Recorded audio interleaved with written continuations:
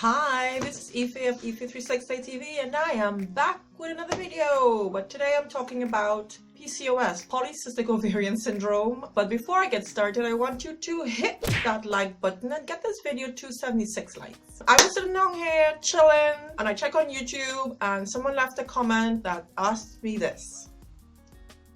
How and what made me check for PCOS? You know, what made me check to see if I had polycystic ovarian syndrome? If you've watched my hair loss series, I have a 3-part series that talks about different stages of hair loss that I went through, different things that caused it, and how I rectified it and slowly eliminated it. I will also put a link to that video below. So that was a really good question. You guys ask the best questions. I was literally chilling. It's my lunchtime in China and I'm relaxing and I figured, you know what, I'm gonna film this video instead of adding it to my very long list of videos to do. I'll just do it right away because I think it's something that women are going through all the time, and rather than put it off later, I'll do it right now. For those who might be a little bit familiar with polycystic ovarian syndrome, I'm not going to go into it. You can use Google for that, but it has a lot of different symptoms. It ranges from excess weight gain, being prone to diabetes, having hormonal imbalances. The list is ridiculous, but the thing is, not all women exhibit all the symptoms. And another one of the symptoms, it's hair growth in areas you don't want it to be. I was going to, what do you call it, an esthetician?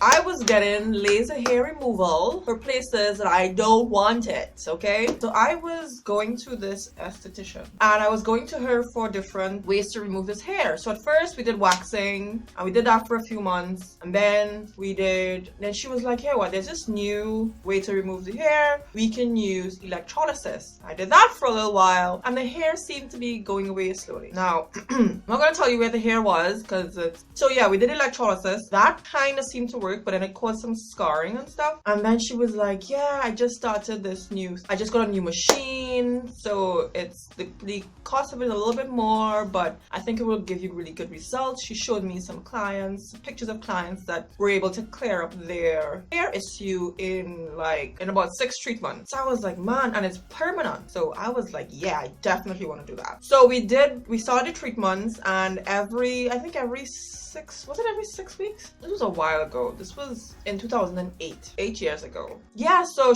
we started treatments, I think every 6 weeks, because she explained to me how the hair grew and the way it grew. It grows in cycles, so you have to catch your hair growth in cycles in order to kill the root of the hair. You have to return at a certain time to get the hair lasered again and get it removed so that it gets killed permanently. You just kill it off. And the second treatment came, the 5th treatment came, and I think by this time we've probably been doing this for months now. We reached the 6th treatment. The hairs seem to be getting worse, not better. And then we reached the 10th treatment, and then she was like, okay, Ife, I don't want to continue just taking your money and I don't want to be untruthful to you. I don't want to be a bad business person and just take your money and then nothing's happening, because at this point in time, at your 10th treatment, you should be, or the 14th treatment, we'd been doing a lot of treatments, and she was like, at this point your hair should be getting thinner. Some of them were, but not enough to the point where that they were going away, and it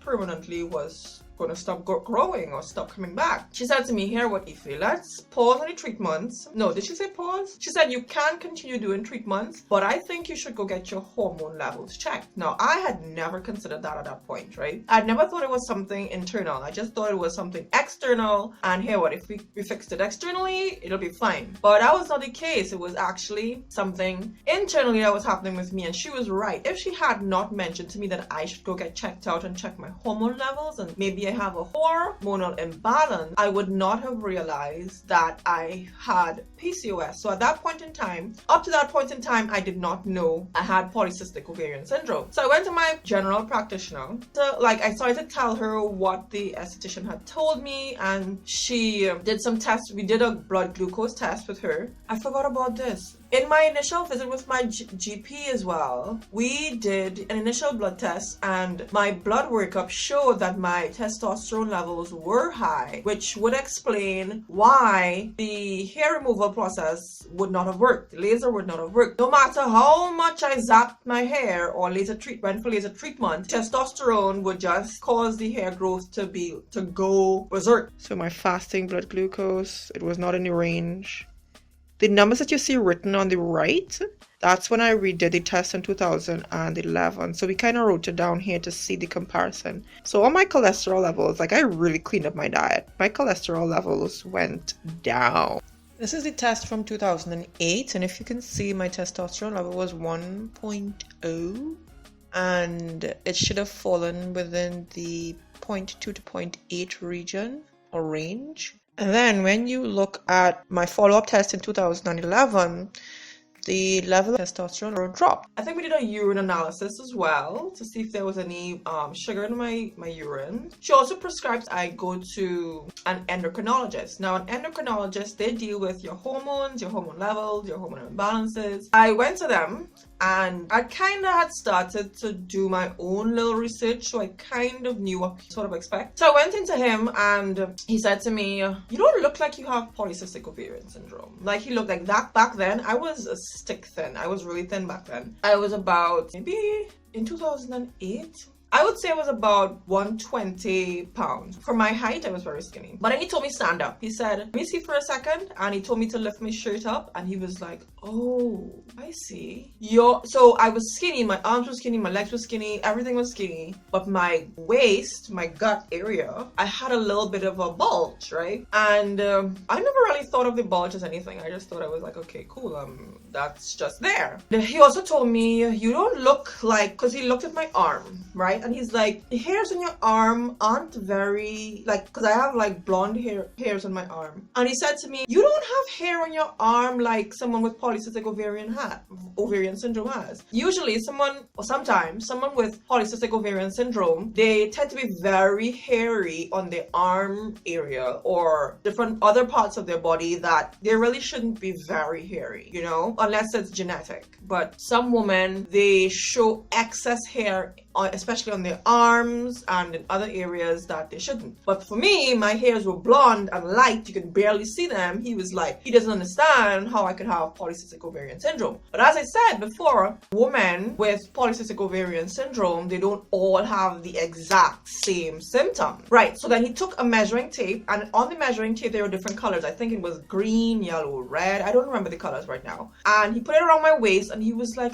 oh. So let me explain something to you. You see the red area? That shows that you are within a danger zone with regard to your waistline. And people with polycystic ovarian syndrome tend to have a bigger waist area than they should. They're actually losing fat, and they gain fat in that area very easily. I don't know if that's still the test that they do now. That was just an initial test. I was in that room for 10 minutes and I spent $400. This was in 2008. 400 TT. Yeah, 400 TT, and I wasn't even there that long. He gave me like some reading material that talked about blood glucose levels and sugar levels and androgens and testosterone and different things that are affected, being pre-diabetic when you have polycystic ovarian syndrome. So he said, hey, let's do some further tests. So he wrote out some things that I needed to come back and do another day. So he told me I needed to do, I'm trying to remember as best as I can. This was a while ago. That's 8 years ago. I can't believe it. He told me to do I think I had to do a fasting blood sugar test. I also had to do an ultrasound to see if there were cysts on my ovaries. So the fasting blood sugar, cysts on my ovaries, and there was another test. There was a third test, which I cannot remember now. I think a few weeks later I returned and we did the fasting blood sugar, and I was diagnosed as pre-diabetic because of my results and when they came back. And the fasting blood sugar, you're not allowed to eat for 12 hours prior to taking the test, and then they see if your blood sugar, on the first visit as well, he also checked my blood sugar.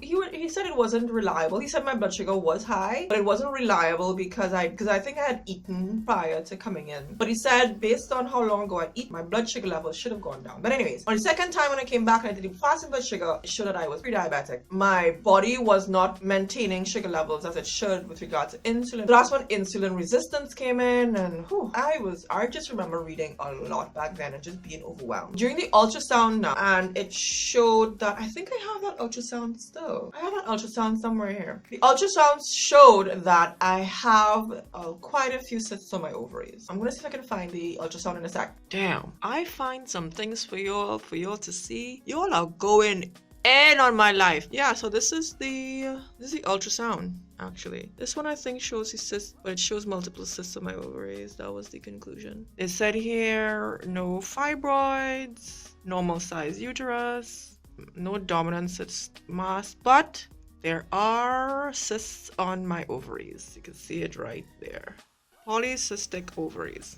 And that's when it was confirmed that I have cysts on my ovaries. If I have that still today, till this day, I don't know. I have not checked in a while. I remember going back to this doctor and asking him, so what are you going to do? I remember asking him, so what are the options to rectify this polycystic ovarian syndrome? These modern day doctors, they believe in giving you pills and not really treating the cause. Yeah, so these doctors today, they're not about giving you herbal medicine and stuff, because some of them don't. I don't know what the treatment is like now, because remember, as I said, this was 8 years ago, but I asked him, what are you going to do? What can I do? He's like, yeah, most likely we're going to put you on birth control or metformin or something like that. The plan was to just put me on birth control. Now, if you knew me back then and you understand me now, I ain't putting no artificial hormones inside my body when my hormone levels are already messed up. I stopped the laser treatment because to me it was a waste of money. I felt as though I need to treat what was going on with me internally before I could even go back to doing laser treatment again. I remember I changed, but after that I totally changed my diet. I went from eating meats and all sort of crazy stuff. I cut out dairy, like a whole sorts of stuff changed with me. To answer a question, that was the whole situation of how I found out I had PCOS, how I found out I had polycystic ovarian syndrome, and what I went through. If you have any other questions with regard to PCOS, I would try my best to answer them. I also did a blood workup about 2 or 3 years later, maybe 2011, I think. I did another blood workup. I found out my testosterone levels had gone down. I still didn't continue with laser treatment. I didn't bother with it anymore. But the great thing about being in China is that I've been researching different ways to remove hair without it being invasive or expensive. And I've so far I've narrowed down my options to 2. I've been testing it on myself. So far I'm seeing results, but I want to give it a little bit more time. And I can't wait to share that with you as well, which I would probably share later down in the year. How to remove hair using Chinese herbs and medicine. And it's something I think I can direct you guys to use as well. It's pretty cool. So yeah, stay tuned for that. Subscribe if you want to know more about it. Subscribe if you want to keep in touch and you want to keep up to date to what's happening with me and what's going on with me in 2017. Yeah, but if you have any other questions, please leave them in the comments box below. I really want to know what else you want to know. You all asked some excellent questions. Let me know in the comments below, how did you find out that you have polycystic ovarian syndrome, PCOS? Thank you so much for watching. This is Ife of Ife360 TV, and see you in the next one. Ciao.